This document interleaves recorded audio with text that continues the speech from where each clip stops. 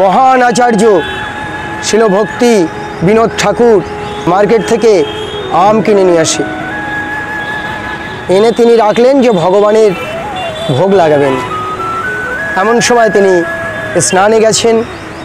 যার সুযোগ্য পুত্র, শিশুপুত্র, মাত্র 4 বছর বয়স তখন বিল্লপ্রসাদের, ওরফে ভক্তি সিদ্ধান্ত সরস্বতী ঠাকুর, তিনি কি করলেন, সেই আম তিনি ছাড়িয়ে, অত্যন্ত মিষ্টি আম তিনি খেয়ে ফেললেন।